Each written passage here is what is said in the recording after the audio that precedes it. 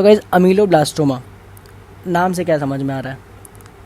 अमीलोब्लास्टोमा मतलब अमील मतलब enamel and ब्लास्टोस means germ, ठीक है। फर्स्ट ऑफ ऑल देखते हैं, this is an odontogenic tumour.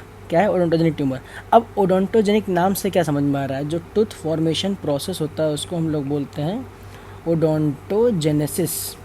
क्या बोलते हैं? ओडोंटोजेनेसिस। तो इसका डेफिनेशन देखते हैं। Odontogenic neoplasm are a complex group of lesions derived from the dental formative tissues and their remnants. मतलब जब हमारा टूथ बन रहा होता है तो उस समय जो भी मतलब स्ट्रक्चर्स होते हैं टूथ के, plus cell rest of Malassez, cell rest of Serres, जो भी स्ट्रक्चर्स बच जाते हैं, they comprise of odontogenic tumours. तो आज हम बात करने जा रहे हैं अमीलोब्लास्टोमा की। तो आई टोल्ड यू दैट अमील मतलब इनामल एंड ब्लास्टोस मतलब जर्म। इसका दूसरा नेम है एडिमेंटिनोमा। इंपॉर्टेंट है, if you want remember it, adamantinoma. And सबसे इंपॉर्टेंट है कि it is the most common odontogenic neoplasm in India, ठीक है। अब इटियोलॉजी की बात करते हैं। सबसे पहला, मे भी कोई वायरल इन्फेक्शन हो सकता है या बैक्टीरियल इन्फेक्शन हो सकता है, वो चला गया, या फिर टूथ एक्सट्रैक्शन हुआ, सही से इन्फेक्शन कंट्रोल नहीं हुआ तो भी इन्फेक्शन ट्रांसमिट होकर के it can affect. And second is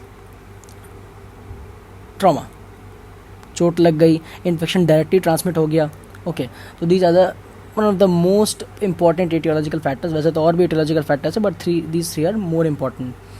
now come to clinical features. Clinical features में बात करते हैं second and fifth decade, 20 to 50 years Indian population के हिसाब से ज़्यादा मतलब ससेप्टेबल है to ameloblastoma. Average age is 32 years, ठीक है। डेटा ये एटलीस्ट याद रखना है क्योंकि अमीलोब्लास्टोमा इज़ वेरी इंपॉर्टेंट, तो इसके डेटा के लिए मतलब तैयार रहना है। अब जैसे ये हम देख रहे हैं फिगर में कि ये ब्लैक है and this is white person, तो एपिडेमियोलॉजिकल डेटा है गाइस, ब्लैक पर्सन में इस डिजीज़ का prevalence is much more as compare to whites, और generally males are affected more than females. Now sites की बात करते हैं। ये बहुत इंपॉर्टेंट है क्योंकि लाइक 100 या 1000 लोगों की स्टडी की गई तो ये पैटर्न पाया गया कि कुछ स्पेसिफिक साइट्स है जहाँ पे डिजीज़ हो रही है। ओके, जैसे for example molar ramus area में 70% इंसिडेंस है इस डिजीज़ का। 70% मतलब आप एक्सरे भी देखोगे ना, आपको मैं फर्दर दिखाऊंगा, तो मैक्सिमम एंटीरियर में बहुत कम होता है अमीलोब्लास्टोमा। मैं नहीं कह रहा कि होता ही नहीं है, बट एक होता है ना कि 9 मतलब मैक्सिमम परसेंटेज में वही ट्रेंड फॉलो हो रहा है, तो that is the case in this. तो 70% मोलर रेमस एरिया में ये फॉलो होता है। देन 20% प्री मोलर एरिया में होता है, बाकी रीजन्स में 10% होता है। Just you have to mark up the sides, right. And various cases, see यहाँ पे जैसे आप देख सकते हो कि वेल सर्कमस्क्राइब्ड है, ठीक है। यूनिलेटरल एसिमेट्री है क्योंकि भाई फेस को आप डिवाइड करोगे, देखो ना ये साइड कितना एसिमेट्रिकल है, ठीक है। इन 3 केसेस, इसमें भी localise swelling of the jaw है, ठीक है। मैक्सिलरी ट्यूमर्स अगर होते हैं, वैसे तो मैंडिबल में इसका ज़्यादा इन्वेजन होता है, बट अगर ये मैक्सिलरी में होता है तो दिस इज सीन कि it has a tendency to invade into the antrum और नेजल फ्लोर। ये है हमारा प्यारा सा स्कल, ठीक है। अब इस छोटे से स्कल में आप सोचो यहाँ पे अमीलोब्लास्टोमा लीजन हो गया, तो भैया यही तो मैक्सिलरी साइनस है अपना। अब इधर कोई लीजन हुआ है तो इन्वेट किधर करेगा? सर में तो नहीं चला जाएगा ना, ऑब्वियस ही बात है। तो ये मैक्सिलरी एंट्रम में इन्वेट कर जाएगा, और ये हमारा जो है नेजल पार्ट, तो नेजल फ्लोर में इन्वेट कर जाएगा। Is as simple as that. और कोई भी लीजन हो, मैक्सिमम में आप ओपी में ट्रेंड देखोगे कि पेनलेस है, ठीक है, ओवॉइड होता है, बोनी हार्ड स्वेलिंग है, ठीक है। पेन एंड पैरेस्थीसिया पहले भी बता चुका हूँ, अगर नर्व इन्वॉल्वमेंट होगा तो पेन और पैरेस्थीसिया होगा ही होगा। और रीजनल टीथ डिस्प्लेस होगा क्योंकि कॉर्टिकल प्लेट्स वाइडन हो जाएंगे, ठीक है। If you haven't watch my previous videos, आप पीछे में जाओगे देख लोगे कॉर्टिकल प्लेट्स क्यों वाइड हो रहे हैं, ठीक है। फ्लक्चुएशंस देखेंगे, मतलब दबाने पे क्रैक्स या क्रेपिटेशंस वाली फील आएगी, ठीक है।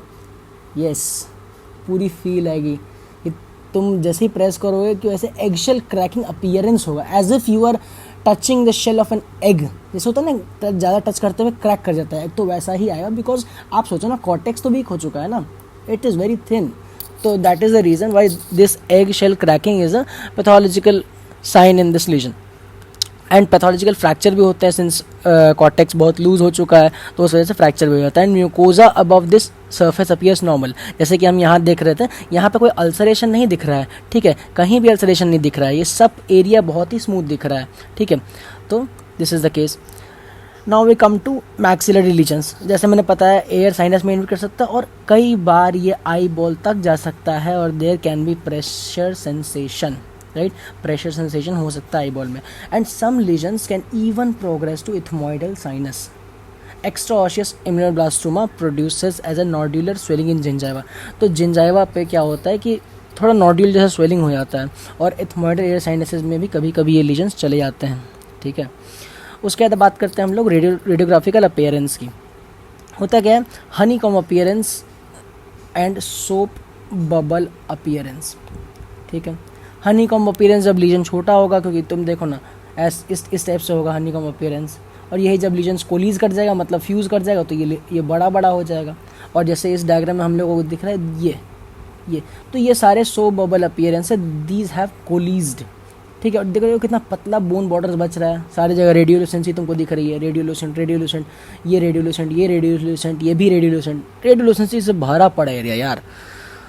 उसके बाद देखो ना ये CBCT, ठीक है, CBCT में हमने क्या करा, तलवार ली, गर्दन काट दी, मजाक करो, इमेजिनरी काटा है, ठीक है। तो ये हमारा CBCT है। यहाँ पे देखो ये अपना लिंगुअल कॉर्टिकल प्लेट था, ये बकल कॉर्टिकल प्लेट था। किस तरीके से ये कॉर्टिकल प्लेट्स तुम कंपेयर करो लेफ्ट आर्ट से, यहाँ पे देखो ये पूरा बोन और यहाँ पे पूरा खा गया इस बोन को, तो ऑब्वियसली यार टीथ तो गिरेंगे ही, पेन तो होगा ही, पैरेस्थीसिया होगा ना, क्योंकि नर्व कंप्रेस हो रहा है यहाँ पे। यही लीजन यहाँ भी देख लो आप, ये देखो CBCT सीधा सीधा काट दिया तुमको कोरोनल प्लेन में, ठीक है। तो ये देखो ये मैंडिबल है तुम्हारा, ठीक है, ये तो पूरा कॉर्टिकल प्लेट्स सत्यानाश हो जाता है अमीलोब्लास्टोमा में, ठीक है। वही बेसिक फीचर्स, पेन होना, पैरेस्थीसिया होना, ठीक है, ये सब कॉमन है। डिफरेंशियल डायग्नोसिस में ऑब्वियसली अब मुझे कैसे पता कि ये लीजन अमीलोब्लास्टोमा है, हो सकता है ओकेसी हो, ओकेसी में भी स्वेलिंग होती है, हो सकता है डेंटिजरस सिस्ट हो। तो डिफरेंशियल डायग्नोसिस ये सब है जो हम लोग कंसीडर कर सकते हैं एलिमिनेशन, और धीरे धीरे हम लोग करेंगे किससे, रेडियोग्राफ से, ठीक है। हमने डिफरेंशियल डायग्नोसिस बनाया और हम लोग रेडियोग्राफ से कंपेयर करेंगे और क्लिनिकल फीचर्स से, उसके बाद we come to the final diagnosis. Now comes, अब इसको हमने लिया स्कैल्पेल और बीच से काट दिया, ठीक। अब क्या हो रहा है यहाँ पे, जब बीच से काटा इसको तो यहाँ पे ग्रेइश एरिया दिख रहा है विद सम येलोइश वाइट, मतलब ग्रेइश वाइट कह दो या ग्रेइश येलो मास कह दो, ठीक है। कोई कैल्सिफाइड टिश्यू इसमें नहीं मिलेगा, ठीक है। एंड सबसे इम्पॉर्टेंट बात कि इसमें कभी कभी स्ट्रॉ कलर्ड फ्लूइड मिल जाता है, या फिर कभी कभी 1 और 2 टीथ भी मिल जाता है, मतलब लाइक लीजन के अंदर दांत, तो थोड़ा खुदा पहाड़ निकला दांत। I know it's lame joke, so gets back to the topic. Histopath की बात करते हैं, जो सबसे इम्पॉर्टेंट है इस टॉपिक की जान है, ठीक है गाइस। सिंस ये वीडियो बहुत लंबा होगा तो I am going to divide in 2 parts. अभी मैं 2 हिस्टोपैथ डायग्राम्स की बात करूँगा, एंड बाकी 4 डायग्राम्स की I take it into another section, another video which I post later on.